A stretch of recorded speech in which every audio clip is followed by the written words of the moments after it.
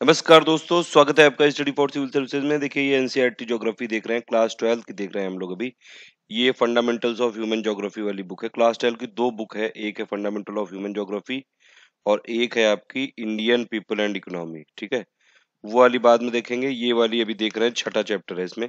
देखिए इसमें मैंने आपको बताया था पिछले वाले में भी कि इसमें हिंदी में भी देख सकते हैं बगल में। आप ये वाला वीडियो देख लीजिए पूरा, प्लस इसमें जो हिंदी के टर्म है, जैसे सेकेंडरी जो एक्टिविटीज होती हैं उनको क्या बोलते हैं, द्वितीयक क्रियाएं। ठीक है, तो यहाँ से आप सब कुछ समझ सकते हैं। और मैन्युफैक्चरिंग को क्या बोलते हैं वो सब यहाँ से आप देख के और पूरा समझ सकते हैं, मतलब पूरा एक बार वीडियो देख लेंगे तो। ये पूरी 6 से लेकर 10 तक मैं पहले कंप्लीट कर चुका हूँ, अभी 12 की चल रही है, फिर इसके बाद 11 की दी जाएगी। यूपीएससी, स्टेट पीसीएस, आईएएस और एसएससी सभी एग्जाम्स के लिए इंपॉर्टेंट है।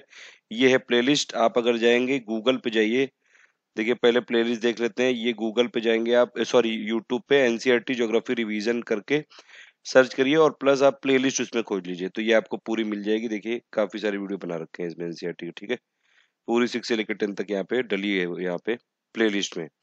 इस ये वाला जो ग्रुप है इसको तुरंत ज्वाइन कर लीजिएगा, क्योंकि यूट्यूब में नोटिफिकेशन नहीं आते हैं, यहीं पे सब आपको मिलेगा।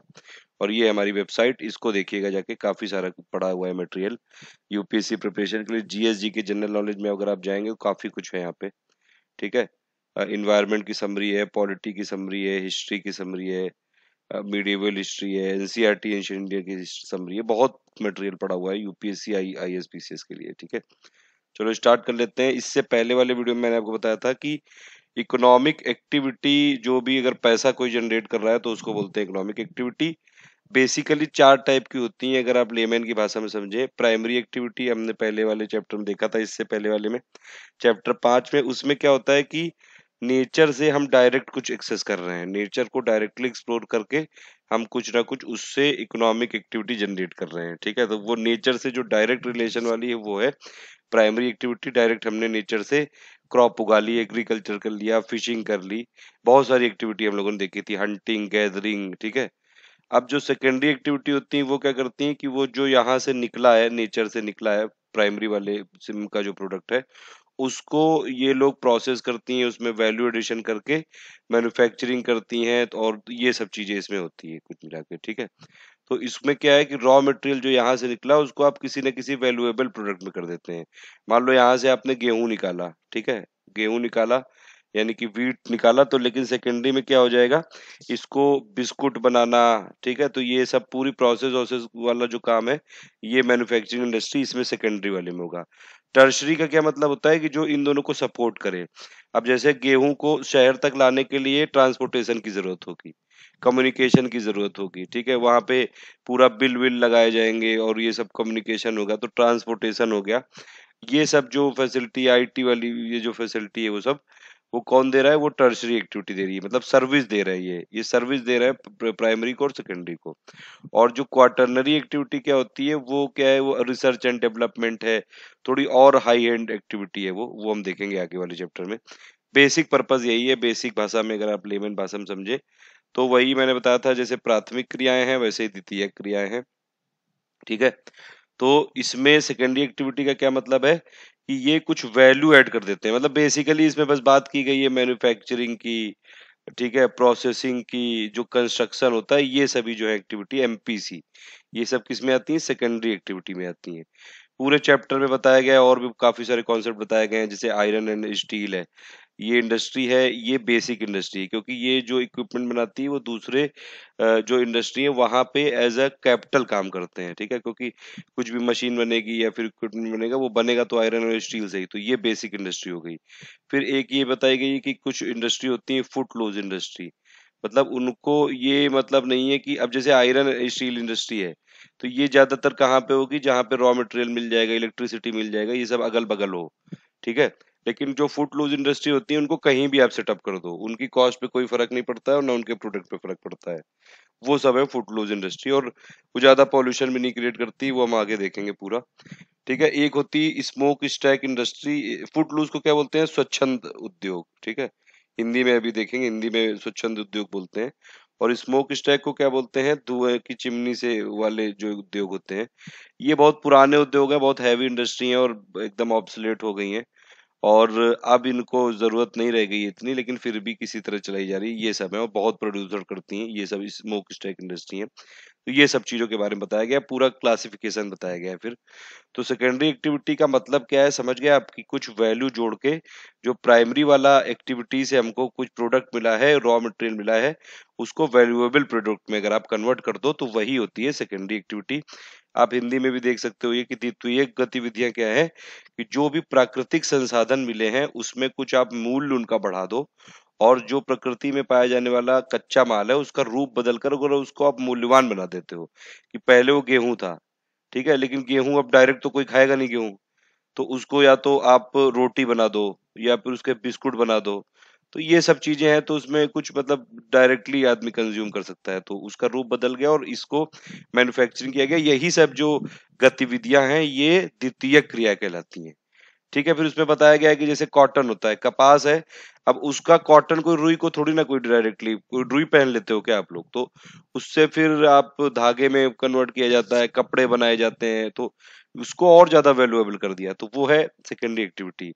ठीक है, जो भी आपकी माइनिंग में खदानों में लॉ एस्क मिलता है उसको हम लोग डायरेक्टली तो यूज कर नहीं सकते हैं, लेकिन उससे और कई सारी ऐसी चीजें बना सकते हैं, मशीनें बना सकते हैं, औजार बना सकते हैं जो आगे यूज होगी। ठीक है, तो ये सभी चीजें हैं जो ये द्वितीय क्रिया में होती हैं।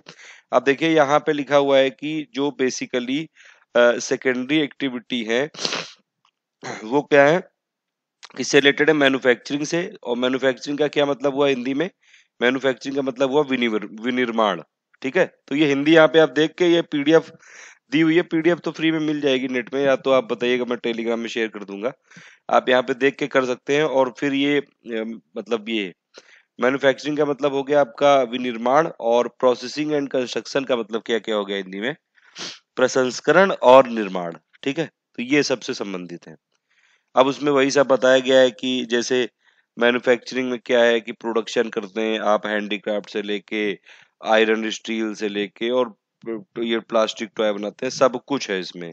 पूरा इसमें एप्लीकेशन होता है आपका पावर का, प्लस जो मैन्युफैक्चरिंग इंडस्ट्री है, पहले हम लोग पॉपुलेशन कम थी, थोड़ा थोड़ा ये मैन्युफैक्चर करते हैं। मैन्युफैक्चरिंग का मतलब होता है किसी तरह बस मैन्युफैक्चर बाय हैंड होता है, लेकिन आजकल के टर्म में काफी बड़ा हो गया है इसका यूज, और मास प्रोडक्शन होता है, आइडेंटिकल प्रोडक्ट होते हैं, बहुत बड़ी बड़ी इंडस्ट्री लग गई है, स्पेशलाइज्ड लेबर होता है, एक एक बंदा एक ही काम करता रहता है पूरे दिन। तो ये सब चीज है, और प्रिमिटिव से आज बहुत आगे बढ़ चुकी है। तो इसमें फिर ये है कि इंडस्ट्रियल एक्टिविटी है ये सब, और फिर इसमें देखिए कुछ कैरेक्टरिस्टिक दी गई है मॉडर्न लार्ज स्केल इंडस्ट्री की। क्या है कि स्पेशलाइजेशन ऑफ स्किल या फिर मेथड ऑफ प्रोडक्शन।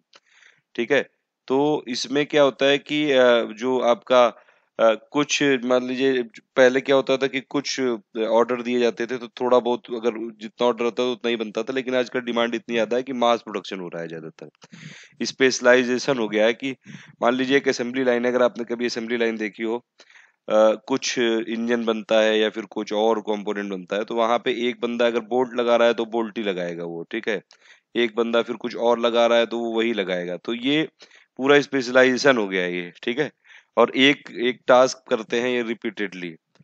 फिर देखिए इसमें बताया गया मैन्युफैक्चरिंग इंडस्ट्री, और मैन्युफैक्चरिंग इंडस्ट्री मतलब ऐसे ही मैन्युफैक्चरिंग जो ये अपोस्ट्रोफिस में होता है, और मैन्युफैक्चरिंग इंडस्ट्री कंबाइंड, ये एक थोड़ा सा कॉन्सेप्चुअल टर्म है, इतना मेरे हिसाब से इतना देखने की जरूरत नहीं है यहाँ पे। मैन्युफैक्चरिंग का मतलब होता है कि लिटरली अगर आप हाथ से कुछ बनाते हो, ठीक है, और कॉन्सेप्चुअली इंडस्ट्री क्या होती है, एक ऐसी ज्योग्राफिकली लोकेटेड मैन्युफैक्चरिंग यूनिट है जो कि बुक्स को भी मेंटेन करती है, रिकॉर्ड भी रखती है, मैनेजमेंट सिस्टम भी होता है। लेकिन आजकल जो टर्म है जैसे कि टूरिज्म इंडस्ट्री है, अच्छा यहाँ पे ये चीज गलत लिखी हुई है, मैंने काफी सारी जगह सर्च किया कि जो टूरिज्म इंडस्ट्री है वो टर्सरी एक्टिविटी है, याद रखिएगा। ठीक है, टूरिज्म हो गया और इंटरटेनमेंट, क्योंकि इंटरटेनमेंट और टूर ये सब है, ये सर्विस प्रोवाइड कर रहे हैं, अगर सर्विस वाला कुछ कॉन्सेप्ट आता है तो ज्यादातर वो टर्सरी में ही आएगा। ठीक है, तो ये सब चीजें बताई गई है। फिर मैकेनाइजेशन हो गया है, मतलब आप कुछ ना कुछ एक गैजेट यूज कर रहे हो, ऐसे ऑटोमेशन कर रहे हो कि पहले कुछ सब कुछ मानव करता था, फिर धीरे धीरे कुछ मशीनें ऐसी बना दी कि वही सब करती जाती हैं, और ये एडवांस स्टेज होता गया है आजकल। और फिर टेक्नोलॉजिकल इनोवेशन होता जा रहा है, नई-नई टेक्नोलॉजी आती जा रही है, इफिशियंसी बढ़ती जा रही है, ठीक है? वेस्ट को कम किया जा रहा है, प्रॉफिट पे ज़्यादा फोकस किया जा रहा है, तो ये सब कैरेक्टरिस्टिक बताई गई हैं।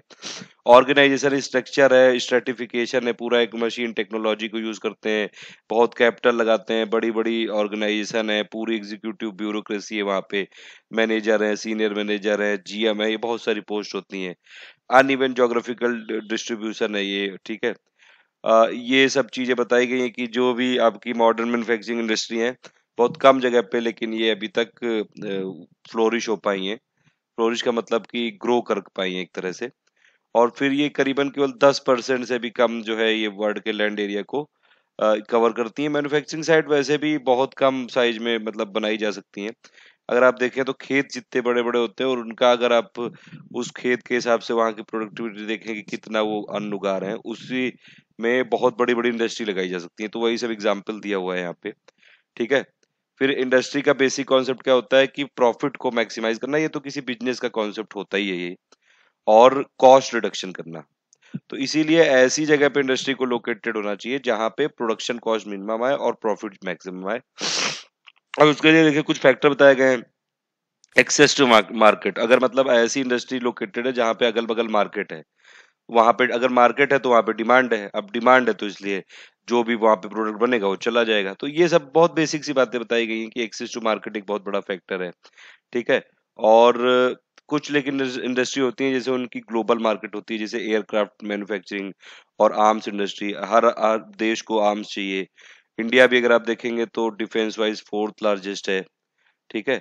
और यहाँ पे आर्म्स की बहुत डिमांड है, इंडिजनाइज़ेशन पे बात चलती है लेकिन हम लोग ज़्यादातर अभी भी खरीद ही रहे हैं बाहर से। एयरक्राफ्ट मैन्युफैक्चरिंग भी पूरी दुनिया में चाहिए ही चाहिए। एक्सेस टू रॉ मटेरियल, देखिए स्टार्टिंग में क्या होता था कि अगर रॉ मट ज्यादातर जो इंडस्ट्रियल एक्चुअली डेवलपमेंट हुआ है, पहले क्या करते थे कि जहाँ पे रॉ मटेरियल हो वहीं पे इंडस्ट्री डेवलप करते थे। फिर धीरे-धीरे ऐसा हुआ कि जो बाकी चीजें हैं जैसे पावर आवर चाहिए, तो वो पावर वाले सोर्स में करने लगे क्योंकि ट्रांसपोर्टेशन डेवलप हो गया। फिर धीरे-धीरे और देखा गया तो मार्केट वाले जगह करने लगे कि जहाँ पे डिमांड ज्यादा होगी वहीं पे करेंगे। तो बहुत सारी चीजें हैं, ये हम लोगों ने 10th वाली क्लास में भी पढ़ा था। ठीक है? तो एक्सेस टू रॉ मटेरियल भी एक इम्पोर्टेंट फैक्टर है। लेबर सप्लाई भी बहुत इंपॉर्टेंट फैक्टर है, लेबर ही नहीं होगा तो कैसे आप करोगे? और आजकल की डेट में स्किल्ड लेबर चाहिए, स्किल इंडिया पे इसीलिए गवर्नमेंट ऑफ इंडिया फोकस कर रही है। लेकिन इंडिया में सबसे बड़ी समस्या यही है कि सिर्फ इंडिया का जो लेबर फोर्स है 10% ही स्किल्ड है, 10 से 12%। और ये बाकी अगर आप देखेंगे तो चाइना में करीबन 35 से 40 है। बाकी जर्मनी जर्मनी में 60% से ज्यादा रेट है। तो कब पूरी दुनिया में मतलब स्किल्ड लेबर बहुत ज्यादा है, हमारे यहाँ स्किल्ड लेबर की कमी है।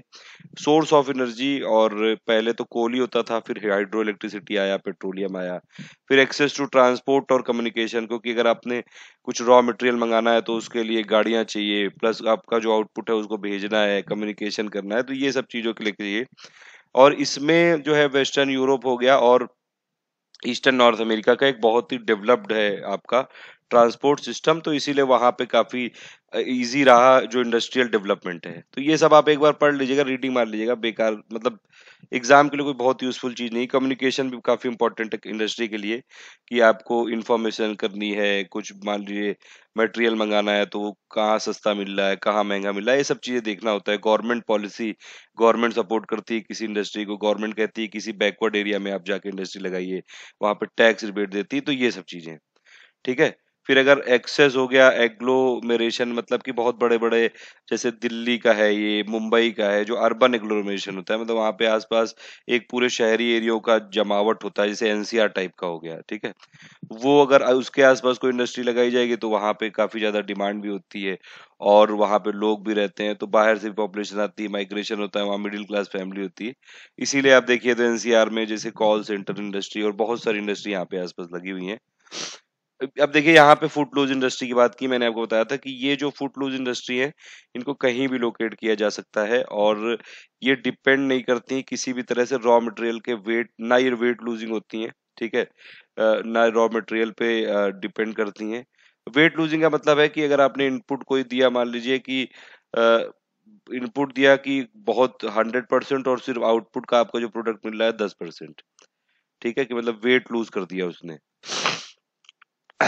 अब इसमें ये सब फुटलूज इंडस्ट्री ऐसी नहीं होती, ये सिर्फ किस पे डिपेंड करती हैं, ये कंपोनेंट पार्ट पे डिपेंड करती हैं कि जो उनको चाहिए मटेरियल वो कहीं भी मिल जाए, यहाँ मिल जाए, लंदन में मिल जाए, यूएस में मिल जाए, उनको उससे कोई मतलब नहीं है। स्मॉल क्वांटिटी में बनाई जाती है और स्मॉल लेबर फोर्स होता है यहाँ पे, पॉल्यूटिंग भी नहीं होती है जनरली। और ये जो इनका फैक्टर है कि इनके लिए जैसे ये एक्सेसिबिलिटी होनी चाहिए, ये सब चीजें हैं इसमें। अब जैसे इसमें अगर आप एग्जाम्पल की बात करें तो काफी सारे एग्जाम्पल हैं, देख लेते हैं कुछ विकिपीडिया से। देखिए फुटलूड इंडस्ट्री क्या है कि एक टर्म है जो इंडस्ट्री कहीं भी आपकी लोकेट की जा सकती है, और इसमें जो फैक्टर्स ऑफ प्रोडक्शन है, रिसोर्स, लैंड, लेबर, कैपिटल और इंटरप्राइज, इससे कोई फर्क नहीं पड़ता है। एग्जाम्पल कौन कौन सा हो गया, डायमंड हो गया, कंप्यूटर चिप हो गया, मोबाइल मैन्युफैक्चरिंग हो गई और हनी इंडस्ट्री हो गई। तो ये सब क्या है, ये फुटलूज इंडस्ट्री है, बहुत जरूरी याद रखिएगा इसमें। फिर क्लासिफिकेशन किया जाता है, क्लासिफिकेशन भी बहुत सारे टाइप से करा जा सकता है। साइज का मतलब हो गया कि एकदम अगर आप स्टार्टिंग से चालू करें, कॉटेज इंडस्ट्री हो गई, फिर स्मॉल स्केल इंडस्ट्री हो गई, फिर मीडियम स्केल इंडस्ट्री हो गई, फिर लार्ज स्केल इंडस्ट्री हो गई, फिर हैवी इंडस्ट्री हो गई और फिर हाईटेक इंडस्ट्री, बहुत सारी हैं। इनपुट रॉ मटेरियल की मतलब अगर आपको इनपुट कहाँ से मिल रहा है, एग्रो बेस्ड हो गई, फॉरेस्ट बेस्ड हो गई, ठीक है, मिनरल बेस्ड हो गई, बहुत सारी इंडस्ट्री है। आउटपुट और प्रोडक्ट के हिसाब से, और ओनरशिप, ओनरशिप मतलब कि सरकारी अगर है तो पीएसयू है या फिर गवर्नमेंट है, ज्वाइंट है, प्राइवेट है, ये सब। अब देखिए साइज के हिसाब से मैंने बताया, कॉटेज, कॉटेज या फिर हाउस होल्ड, ये तो बेसिक इंडस्ट्री है। गांधी जी कहते थे कि इन्हीं पे ज्यादा फोकस करना चाहिए। और जो प्रोडक्शन है वो बाई मासेस होना चाहिए, ठीक है, नॉट मास प्रोडक्शन। तो मास प्रोडक्शन के खिलाफ थे गांधी जी। और भी बहुत सारे विचार हैं गांधी जी के। ये विलेज इकोनॉमी में कहते थे, विलेज एक होना चाहिए, अपने आप में सेल्फ सफिशिएंट होना चाहिए, और उसको बाकी लोगों से रिलेशन तो रखना चाहिए, लेकिन वो इकोनॉमी अपने आप में सेल्फ सफिशिएंट होनी चाहिए। डिसेंट्रलाइजेशन मतलब एकदम एक्सट्रीम फॉर्म में चाहते थे गांधी जी। हालांकि उनके बहुत सारे जो आइडियाज थे वो प्रैक्टिकल भी नहीं थे। अब इसमें देखिए ये क्लासिफिकेशन दिया हुआ है इंडस्ट्री का पूरा, ये पूरा पेज इसीलिए ये दिया हुआ है इन लोगों ने। एनसीईआरटी की बुक इसीलिए पढ़नी चाहिए, थोड़ा सा एक आइडिया रख जाता है। देखिए क्लासिफिकेशन इंडस्ट्री की देखना है, साइज के हिसाब से कैसे कर सकते हैं, बेसिक क्या हो गई, कॉटेज या फिर हाउस होल्ड, ठीक है। और इसमें घरों में लोग अपने अपना छोटा मोटा प्रोडक्ट बनाते हैं। स्मॉल स्केल में मतलब थोड़ा सा, इससे लार्ज स्केल मतलब जो यहाँ पे घरों में हो रहा है काम, वहाँ पे थोड़ा ग्रुप में हो गया और एक थोड़े एरिया को सर्व कर दिया। लार्ज स्केल में बहुत ही बड़ा। फिर देखिए इनपुट और रॉ मटेरियल बेस्ड का क्या मतलब है, एग्रो बेस्ड हो गया, तो कृषि के जो आपके इनपुट है, कि शुगर इंडस्ट्री हो गई, शुगर केन यहाँ पे लेते हैं आप, कॉटन हो गई, कॉफी हो गई, टी, रबर। मिनरल बेस्ड हो गई, मिनरल में भी क्या है कि एक होता है मेटेलिक और एक है नॉन मेटेलिक। मेटल में भी क्या है कि एक होता है फेरस यानी कि आयरन उसमें प्रेजेंट होता है, वो कौन सी इंडस्ट्री होगी, आयरन एंड स्टील वाली। और एक होता है आपका कौन सा, नॉन फेरस। तो नॉन फेरस में क्या है आपका, आयरन नहीं होगा, वहां पे कॉपर, एल्यूमिनियम और ये सब होगा। फिर नॉन मेटेलिक में कौन सी, सीमेंट हो गई इंडस्ट्री, पॉटरी हो गई। केमिकल बेस्ड कौन सी होगी, पेट्रोकेमिकल, सिंथेटिक हो गई। फॉरेस्ट बेस्ड हो गई, जो फॉरेस्ट के जो भी आपको मिलते हैं माइनर प्रोड्यूस, ठीक है, वो सब, टिम्बर हो गया, पेपर हो गया। फिर एनिमल बेस्ड इंडस्ट्री हो गई, एनिमल से स्किन मिलती है, उससे लेदर बनाते हैं, जूते बनाते हैं, ये सब चीजें हैं, लेदर वुल हो गई। आउटपुट मतलब बेसिक इंडस्ट्री, ठीक है। अब यहाँ पे आयरन एंड स्टील है। बेसिक का क्या मतलब है कि आयरन एंड स्टील ऐसी चीजें बनाता है जो दूसरी इंडस्ट्री में यूज करते हैं। अब जो मशीन और इक्विपमेंट है वो बनाएगा तो बने तो आयरन से ही जाएंगे ना, अब लोहे से ही तो बने होते हैं वो, ज्यादातर उसमें लोहा ही होता है, ठीक है। और भी मटेरियल होते हैं लेकिन वो बेसिक इंडस्ट्री है वो, ठीक है। फिर कंज्यूमर गुड्स हो गई कि कंज्यूमर को सर्व करने के लिए बहुत बड़े स्केल पे बिस्कुट चाहिए, फेयर एंड लवली चाहिए, बहुत सारी चीजें जो डेली के प्रोडक्ट चाहिए, फेस वॉश, ये सब, ठीक है। टेक्सटाइल वाली हो गई, कपड़े लत्ते चाहिए। व्हीकल इंडस्ट्री हो गई, कार, गाड़ी, मोटरसाइकिल, ये सब। साइज के हिसाब से मतलब पब्लिक सेक्टर मतलब गवर्नमेंट ओन कर रही है यहाँ पे, ठीक है, तो पीएसयू हो गई है। प्राइवेट मतलब कि आपकी प्राइवेट है, जैसे ये सब कंपनियां हैं, महिंद्रा, इंद्राई, विप्रो विप्रो, ठीक है। ज्वाइंट सेक्टर मतलब गवर्नमेंट और ये पब्लिक, गवर्नमेंट और प्राइवेट दोनों मिलके कर रही हैं। तो ये सब है, बेसिक सा है, इसमें कोई बहुत ज्यादा नहीं है। अब इसमें देखिए वही सब बताया गया है। हाउस होल्ड इंडस्ट्री या फिर कॉटेज इंडस्ट्री, ये स्मॉलेस्ट मैन्युफैक्चरिंग है, यूनिट है, और इसमें बहुत सिंपल टूल यूज होते हैं, और एवरीडे जो गुड होते हैं, दिन डेली के जो आपके दिन में यूज होने वाले, वो सब चीजें करते हैं। फैमिली मेंबर पार्टिसिपेट करते हैं, पार्ट टाइम लेबर होता है, बहुत ही कम इसका कॉमर्शियल सिग्निफिकेंस होता है। और इसमें जो टूल होते हैं वो अपने लोकली देख लिए जाते हैं, ठीक है। जैसे कोई घर में बैठ के कुछ बना रहा है, यही सब देखिए दिखाया हुआ है कि कोई बर्तन बना रहा है, या फिर ये आपका जैसे ये जो एक देख रहे हैं आप, ये अरुणाचल प्रदेश में एक है, तो ये बम्बू बास्केट बना रही है। तो ये सब चीजें जो घर में बैठ के मतलब आप बना दें, तो ये है आपका हाउस होल्ड इंडस्ट्री या फिर कॉटेज इंडस्ट्री। अब इसमें कॉमनली यूज कौन कौन से हैं, जैसे फूड स्टफ हो गया, फैब्रिक बना दी, चटाई, कंटेनर, ये सब चीजें हैं इसमें। ठीक है। फिर स्मॉल स्केल में क्या हो गया, इससे थोड़ा सा बड़ा हो गया। ठीक है, मतलब यहाँ पे कुछ प्रोडक्शन टेक्निक यूज कर ली गई, एक प्लेस दे दिया गया मैन्युफैक्चरिंग का, और होम से ये निकल के कहीं और करने लगे ये। तो यहाँ पे भी जो सिंपल पावर ड्रिवन मशीन आ जाती है, कुछ सेमी स्किल्ड लेबर, मतलब बहुत ज्यादा स्किल्ड नहीं लेकिन थोड़ी बहुत स्किल होती है, उसमें एम्प्लॉयमेंट दे देते हैं, लोकल परचेजिंग पावर को बढ़ा देते हैं। तो ये सब चीजें हैं यहाँ पे, लेबर इंटेंसिव होती हैं ये भी। और फिर हो गई लार्ज स्केल। लार्ज स्केल पे बहुत ज्यादा बड़ी मार्केट चाहिए, मतलब बहुत लोग चाहिए वहां पे। लोग कहाँ से आएंगे, एनसीआर, ये अर्बन एग्लोमरेशन जो एरिया हुआ, ये सब बहुत ज्यादा ये मटेरियल चाहिए होगा। ठीक है, कैपिटल चाहिए होगी, एनर्जी चाहिए होगी, टेक्नोलॉजी चाहिए होगी, असेंबली लाइन, जैसे ये मानेसर उनेसर जैसी जगह में बहुत सारी मारुति की लाइन बनी है, प्लस और भी व्हीकल जो मैन्युफैक्चर है उनकी लाइन बनी है। तो ये सब चीजें यहाँ पे चाहिए होती हैं। ये होती है लार्ज स्केल मैन्युफैक्चरिंग। और बेसिकली इसको दो टाइप में बांटा गया है कि एक तो है ट्रेडिशनल लार्ज स्केल आपका रीजन, जो कि थिकली क्लस्टर्ड है। ठीक है, और दूसरा है हाई टेक्नोलॉजी बेस्ड है, यहाँ पे टेक्नोलॉजी को बहुत ज्यादा यूज करते हैं।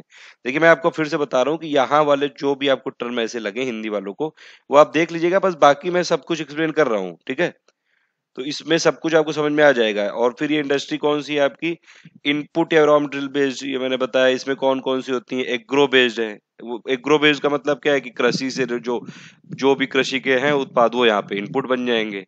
केमिकल बेस्ड, जो केमिकल है वो यहाँ पे इनपुट बन जाएंगे। एनिमल बेस्ड, यानी कि जो एनिमल की स्किन है उससे लेदर बनाते हैं, वो यहाँ पे इनपुट बन जाएंगे। बस सिंपल सी एकदम चीजें हैं ये सब। ठीक है, एग्रो बेस्ड में कौन कौन सी आ गई, शुगर हो गई, अचार हो गई, और फ्रूट जूस हो गया। बेवरेज, बेवरेज क्रॉप कौन कौन सी होती है, टी, कॉफी और कोकोआ। अच्छा, यहाँ पे कुछ कुछ कॉन्सेप्चुअल चीजें भी याद रखिएगा। ठीक है, फिर फूड प्रोसेसिंग इंडस्ट्री हो गई। फूड प्रोसेसिंग का मतलब आप जैसे टमाटर है, उसको आपने डायरेक्टली यूज किया तो सब्जी वब्जी में डाल सकते हैं या फिर खा सकते हैं। उसको प्रोसेस कर दिया, उसकी सॉस बना दी। अब वो पूरी दुनिया भर में यूज हो रही है, डोमिनोज भी यूज कर रहा है, पिज्जा हट भी यूज कर रहा है।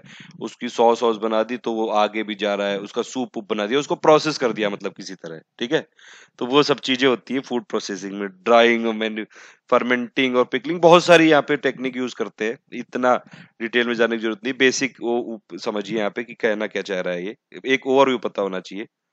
ठीक है, एग्री बिजनेस का मतलब है कॉमर्शियल फार्मिंग, इंडस्ट्रियल स्केल में करो और बड़े बड़े बिजनेस से फाइनेंस भी मिले, और ये सब चीजें एग्रीकल्चर के जो मेन इंटरेस्ट है वो एग्रीकल्चर के बाहर हो, एग्रीकल्चर का इनपुट हो, मतलब कुल मिला के।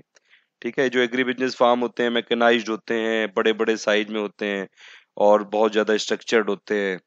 फिर मिनरल बेस्ड में भी मैंने आपको बताया कि फेरस, नॉन फेरस, अभी हमने बात की थी पूरी। केमिकल बेस्ड में कौन सी आ गई, सॉल्ट आ गया, सल्फर आ गया, पोटास, ये सब इंडस्ट्री हो गई। ठीक है, तो ये सब चीजें हैं यहाँ पे। और आगे चलेंगे अगर हम लोग, फॉरेस्ट बेस्ड मतलब फॉरेस्ट का जो भी आपका मेजर और माइनर प्रोड्यूस है उससे जो भी इंडस्ट्री बनेगी। ठीक है, तो ये सब है। फर्नीचर में लकड़ी कहाँ से आएगी, वो तो फॉरेस्ट से ही आएगी। पेपर के लिए जो मटेरियल आता है इनपुट, वो भी फॉरेस्ट से ही आएगा। तो ये सब चीजें हैं फॉरेस्ट बेस्ड हो गई। एनिमल बेस्ड मतलब लेदर इंडस्ट्री और ये सब है। आउटपुट बेस्ड मैंने आपको बताया, रॉ मटेरियल जो होता है मशीन और टूल का, वो तो आयरन और स्टील से ही आएगा। तो ये जो आयरन स्टील है खुद एक इंडस्ट्री है, और इसको बेसिक इंडस्ट्री कहा जाता है, क्योंकि ये जो ऐसी इंडस्ट्री जिसके जो प्रोडक्ट हैं आपके दूसरी इंडस्ट्री के लिए जो है कैपिटल का काम करते हैं। ठीक है, इनके प्रोडक्ट से दूसरी इंडस्ट्री के प्रोडक्ट को बनाया जाता है। तो ये सब चीजें कहाँ पे हैं, ये आयरन स्टील है बेसिक इंडस्ट्री। देखिए ये एक डायग्राम बनाया गया है कि फ्लो चार्ट टाइप का है कि आयरन स्टील क्या है, ये मशीन, इसमें मशीन बनाई। अब मशीन टेक्सटाइल इंडस्ट्री के लिए बनाई, तो उससे फिर क्या हुआ, फिर आपने कपड़े लत्ते वो सब बनाए गए। तो ये बेसिक इंडस्ट्री है ये। ठीक है, और कंज्यूमर गुड जो इंडस्ट्री होती है वो सभी, कंज्यूमर गुड का मतलब है कि जो कंज्यूमर है, जैसे आप और मैं हूँ, जो भी आपकी डेली की जरूरत है, बिस्कुट खाते हो आप, शैम्पू लगाते हो आप, फेस वॉश लगाते हो, तो ये सब कंज्यूमर गुड है, बहुत ज्यादा प्रोडक्शन होता है, ये सब है, ठीक है। चाय, ये टॉयलेटरीज हो गई, ये सब कंज्यूमर गुड है। और ये सब क्या है, ये नॉन बेसिक है इंडस्ट्री है, ठीक है। तो ये बेसिक इंडस्ट्री नहीं है। बेसिक इंडस्ट्री कौन सी हुई? आयरन और स्टील इंडस्ट्री। बेसिक का मतलब वो ऐसी इंडस्ट्री जो बेस है बाकी सब इंडस्ट्री का, ऐसे करके आप समझ सकते हो, ठीक है। अब इसमें देखिए फिर ओनरशिप में मैंने आपको बता दिया, पीएसयू हो गई, मतलब पीएसयू का मतलब वही है, गवर्नमेंट इंडस्ट्री हो गई या फिर पब्लिक सेक्टर हो गई, उसमें प्राइवेट हो गई, जो प्राइवेट इंडस्ट्री है, और ज्वाइंट वाली, दोनों मिला के, दोनों मिलके काम कर रहे हैं। ट्रेडिशनली जो लार्ज स्केल इंडस्ट्रियल रीजन होते हैं, वो उनको बोला जाता है, वो काफी ज्यादा वहां पे समस्याएं रहती हैं, स्मोक स्टैक और धुएं की चिमनी इमनी, बहुत ज्यादा धुआं करते हैं, बहुत पॉल्यूशन होता है। तो स्मोक स्टैक जो इंडस्ट्री है, ये बहुत ट्रेडिशनल है, और ये समझ लिए ऑब्सोलेट हो जाती है, धीरे धीरे टेक्नोलॉजी नई यूज नहीं करते हैं, बहुत डेंसिटी होती है और इंफीरियर टाइप के पुअर सर्विसेज देते हैं, तो ये अनअट्रैक्टिव है, इससे मतलब मूव करते हैं लोग। तो ये सब चीजें हैं यहाँ पे, और इसीलिए मतलब इनको लेकिन बंद नहीं किया जा रहा है, क्योंकि अनएम्प्लॉयमेंट और ये सब चीजें समस्याएं हैं। तो ये हैवी इंडस्ट्री पे बेस्ड होते हैं, ठीक है।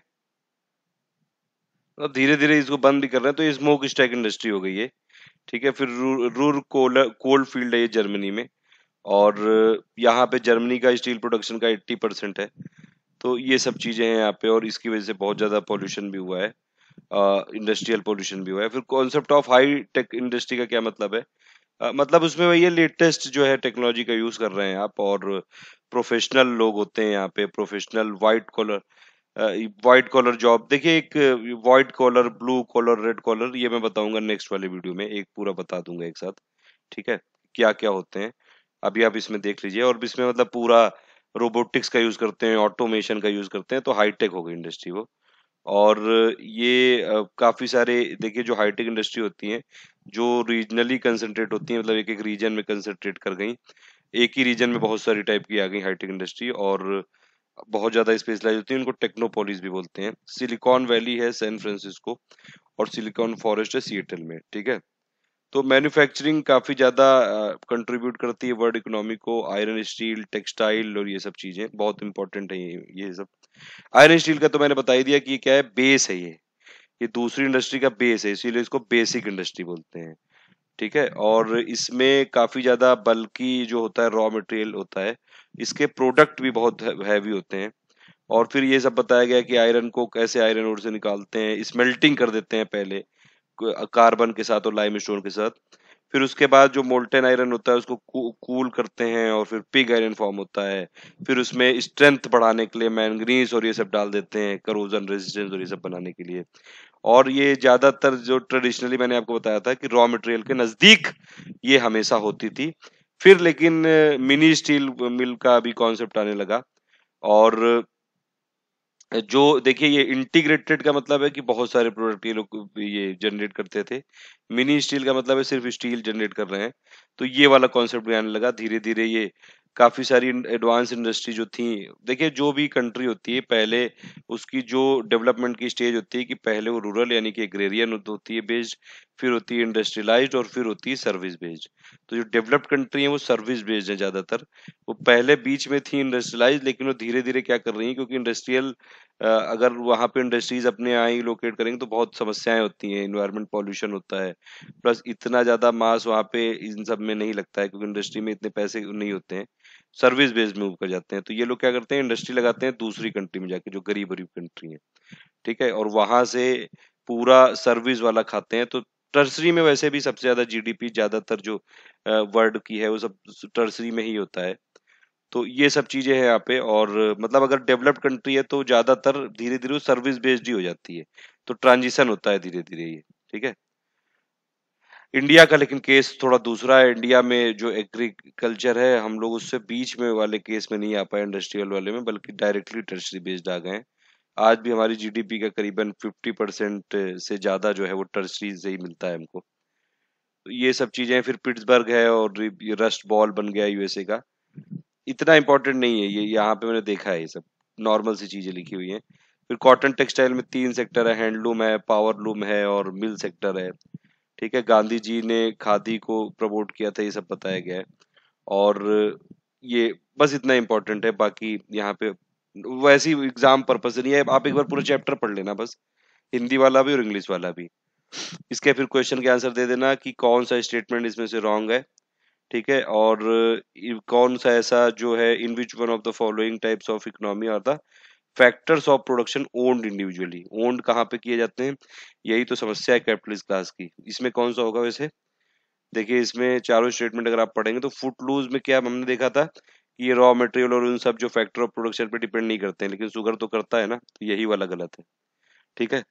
कौन सी इंडस्ट्री जो है रॉ मटेरियल प्रोड्यूस करती है दूसरी इंडस्ट्री के लिए, वो बेसिक सी बात है, कौन सी बेसिक इंडस्ट्री है, आयरन एंड स्टील। कौन सा करेक्टली मैच्ड है ये आप बता दीजिएगा, और इसी के साथ चैप्टर खत्म होता है। आप लोग टेलीग्राम में एक ग्रुप जरूर ज्वाइन कर लिए, छठा चैप्टर खत्म हो गया 12th वाली क्लास का, 4 चैप्टर बचे हैं, जल्दी जल्दी खत्म करेंगे, फिर आएंगे हम लोग इंडिया पीपल एंड इकोनॉमी पे। Thank you for listening, please like and share.